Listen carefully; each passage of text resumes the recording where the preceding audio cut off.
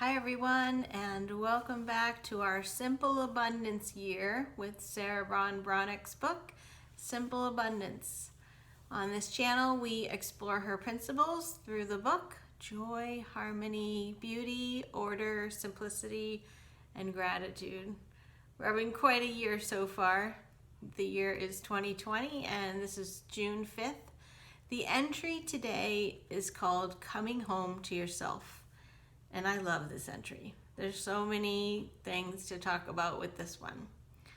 First of all, she makes a good point. When you find out that you're having company, that is when you go through the house with a white glove and check everything, right? And you might look up and go, how did I not know that there were cobwebs in this room, for months? So I think we can all relate to that, right? We want to put our best foot forward for company. But what about for ourselves? Why would we be less than company? Don't we want to think about coming home and the house being in that shape that it would be for company for you? What do you think about that? Have you ever thought about that? Maybe what comes up is, oh, I'm too busy, or oh, I don't care, or I don't know. Sit with that for a bit and see what you think about that. I'm going to read what she says. We all do it. However neat and clean our home may be, as soon as we learn company is coming, we rush to straighten the pictures, fluff pillows, buff mirrors, sweep away cobwebs, and desperately camouflage any rumple or pile of untidiness. In other words, hide all evidence of our day-to-day existence. Suddenly, we not only want to welcome our guests, but welcome them into a home that reflects our inner ideal. That's a good point, too. You might hide things. Maybe you're not used to putting away stuff on the coffee table or something like that, but then when someone comes over, you hide it. But remember we talked about that cozy, lived-in feeling? What about leaving it out? What about the fact that some of those things make it more of a lived-in home?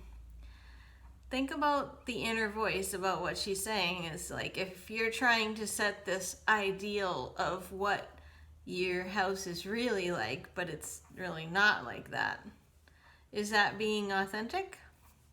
Of course, I don't think you want, if you're a slob, to just like welcome people into your home in a mess, but if you're okay with that, then that would be being authentic, right?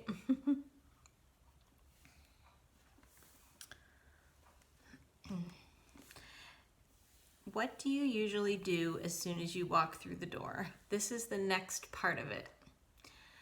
Think about what you do when you come home and what you normally do. I'm going to just read what she says because it's perfect. Glance through the mail, listen to your phone messages, check your email, tune into the evening news. Do you feel disappointed if nothing urgent is happening? Oddly, now that communications have become instantaneous, it's incredibly difficult to wean ourselves from the sensory overload of the outside world. Usually we do it by indulging our physical senses. What about creating an unwinding ceremonial for your common days? So remember recently we just talked about having a morning and evening ritual for order and like that shutdown time period before bed. This is a coming home ceremonial, and she calls it an unwinding. Grant yourself a half an hour spent downshifting. Take your time as you change your clothes, put the kettle on, or pour a glass of wine, caress your pet, water the plants, play some special music that induces serenity or smiles, and listen to it only when you come home in the evening. Putter around in different rooms. Can you go out to the backyard and cut a small bouquet of flowers or seasonal branches? Could you bring some flowers home with you once a week? Enjoy arranging them. Can you hear a clock ticking? If your heart races, a sure way to calm it is the soothing rhythm of an old clock. It's funny, I can hear the clock in this room. It's not an old clock, but it definitely has a a noticeable sound to it. Let the rooms you'll be living in tonight welcome you home. Have you ever thought of this? I have to say, I was looking ahead at this one earlier this week, and I need to make some changes to this. Because I do think, like, usually when I come home, it's like I have groceries or something like that, and then I'm immediately getting into some sort of task, and I definitely check emails and things like that. But I don't have a playlist or something like I like her idea of putting on some specific music that's just for the unwinding process of transitioning from being out and about to coming home to yourself. Now, my situation's a little bit different because I work from home, so sometimes like ending my day from work is just walking into another part of my house. But I have a setup so that my office is in the front of the house and then the rest of my living space is in the back. So that works out well. So there is sort of a psychological breaking where I'm like, okay, I'm home now. So even though I may not be walking in the front door, there still is a point where work is over. But I haven't given it enough of a real, I don't want to say structure, but I guess a plan of how that unwinding can happen. And I think I would really benefit from the music part. Like, I like that. I'll have to think about that. I definitely have a routine for later once I've eaten dinner and I've shared my evening routine with you. But I have to think more about that transitional time. What do you guys do? I like her suggestions of putting on the kettle or pouring a glass of wine, changing her clothes. I know I had a friend of mine that told me she would come home usually after her husband would already be home. And she shared with me that she told him not to talk to her for 30 minutes when she got home. Because I think what used to happen is she would come home and then it would be just this deluge of, laying all the things that happened out or questioning her, or, she just needed this psychological 30 minutes of time to just get centered and be like, okay, I'm a mom now, from coming home from the office. And I can see that. So think about that if you have a significant other there too, about having that buffer of time, if possible, for either you or if he or she is coming home, and having that discussion. Hey, what would help you when you come home? Like, maybe we just kiss hello and then you go and have your time and then we reconvene after 30 minutes or something like that, whatever would feel comfortable. Because if you're immediately getting into someone else's crap when you come home, or just like the news too, it's not going to be conducive to that unwinding, right? So let me know in the comments if you have anything to say about that.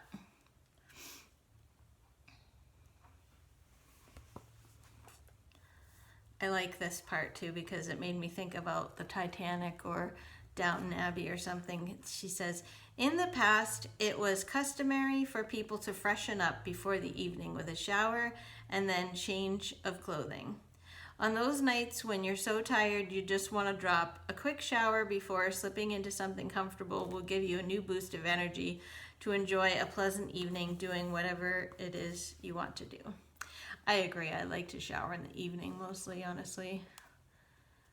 Now, what about something comfortable to wear? We talked about comfort clothes. I think that might have been back in February. And remember in that entry that she talked about those comfort clothes still being something that you felt good in. So they're not just crappy looking stuff that are all dumpy that if somebody answered the door, or if you had to answer the door, that you'd be embarrassed to be in. These are comfortable fabrics and even still stylish. Hello. So I'll keep reading on what she says. While it's tempting to change into old sweats, tatty jeans, or a nightgown that you've had since high school, Don't be ashamed of your own company. Create a more positive, self-aware presence with something loose and soft. Fresh knitwear or elegant kaftan, a striking kimono, a vintage dressing gown. If you're more comfortable in pants, a pair of soft yoga pants and a brightly colored t-shirt does make you feel better. Clothes don't make the woman, but what we wear at home, even if we're alone, is a subtle but telling indication of where your self-esteem is now.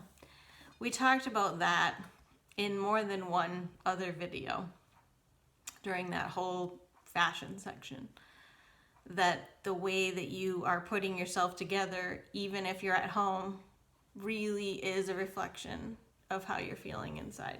I can attest to that.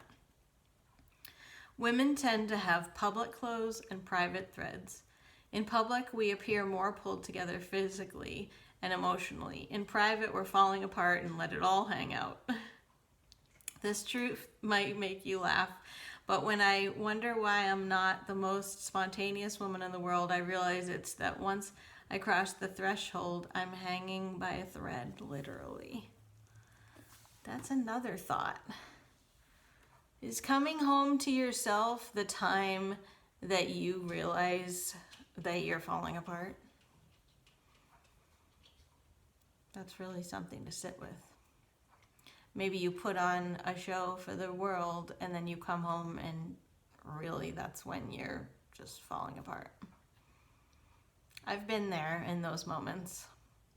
I notice when I come home now, especially when I've been amongst people, which hasn't been the case in a while, but when I would be involved with something, like say I was away on a retreat or something like that, I would feel such a sense of relief to be home. I think I just really like being by myself and being in my own comfortable space. So I don't know that I would necessarily say that I'd walk in the door and feel like I could cry and fall apart, but there is a safety feeling of being home. But it's more just like almost, I think it's a control thing, because it's like in my own environment, I have control over everything. And I was just talking to a friend of mine, and she may be watching the video, but we were talking the other day about how this whole situation of being at home for work more, for me, it's my normal situation, but for other people, it's a new situation. So you don't have all those interactions at the office and awkward social interactions and things like that. And I think a part of why I've been feeling so much better and just less chaotic and everything is because I'm mostly by myself, and then I'm more in control over who I am interacting with, because it's a conscious decision to have a virtual or phone call sort of situation with people now, as opposed to my part-time job is really the only time that I'm interacting in a unpredictable sort of manner with the public right now. But I think she and I both were saying that there was some sort of personal peace right now of not having to worry about, oh, did I say the wrong thing? What is that person thinking about me? Because for me, I can spiral out of control with somebody not waving at me or something, and then I go, oh no, what did I do? And I could spend an hour just thinking of all the things that I must have done wrong so that they didn't wave at me that day, which is ridiculous because they have their own stuff going on and it probably had nothing to do with me. There is that book, 4 Agreements, and one of them is you cannot take anything too personally. And I'm paraphrasing because I think it's actually said in another way.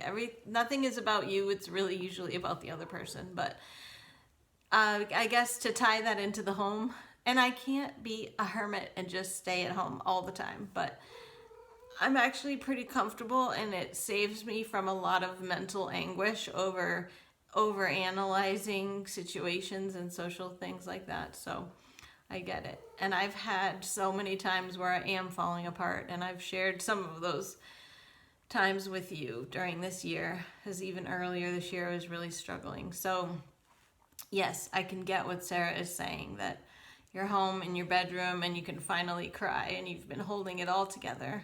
when you are in a down time in your life, it can take so much energy to put on a happy face. There's some sort of depression commercial on right now where the person has a little smiley face that they're holding over their face just to kind of keep up appearances for the world. So when you're coming home to yourself, think about how you're feeling in your home. Is it that you feel like you're falling apart, or is it that you feel a sense of peace and protection? Might be something to sit with, because that would be very telling to where you're at right now on your journey.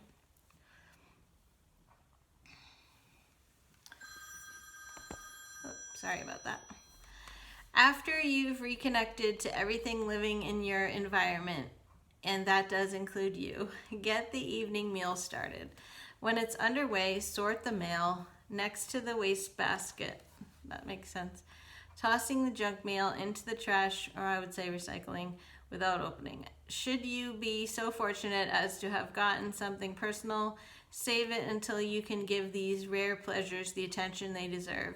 I've definitely done that before. I love getting mail, and usually I won't open it right away. I'll sort of save it until I can be sitting at the counter and I've lit some candles and I sort of make an occasion of opening it. Let's see. And here's a radical thought. Set a time when you'll check your email and another when you'll answer it, as well as a time to return phone calls, preferably the next day. If you only do one new thing between now and the end of the year, strive to make at least 3 evenings a week as personal as possible. Come home to yourself. That's pretty intense. 3 nights. I mean, right now it may be easier because there may not be as many things on the social calendar, but 3 nights of your own. And then you've got to think about your significant other. They might want more of your time than you would like, but perhaps that's a conversation to have. Hey honey, Monday is my night and I want to watch my show, and you just go do your own thing. And we'll meet up later for bed. Something to navigate. I love this entry because it really made me think about coming home in a new way, in about 5 different ways. As far as trying to come home to a house that, first of all, is lived in and authentic. We've been talking about so many things about making your home authentic. If that sounded like I said inauthentic, you know what I mean. Sometimes I stumble over my words. But so coming home to that, making sure it's clean and tidy, and that you are just as important as putting on a nice presence for company. And then also, what is your routine for coming home? Having some unwinding, thinking about the clothes that you're slipping into, the fabrics that they might have, what you're listening to, what you're getting ready to have, like a cup of tea or wine, or getting your dinner ready, not rushing into the tasks like email, phone, and all those things. And I appreciate what she said about having a timeline for checking email and getting back to people, because in most cases, things do not have to be immediately responded to. And I've mentioned that before in the past, that I sort of have this window of time where I won't check, especially business emails, not after 7 p.m. That's the latest I'll look at them. And then everything starts off the next day. Let me know what you think about this one. I think there'll be a lot of comments, because I wonder if you guys already have a routine or if you've ever even thought about this. Something great for today's entry. Thanks for watching. I'll see you on the next video for more of our Simple Abundance year. Thanks again for being here. Bye-bye.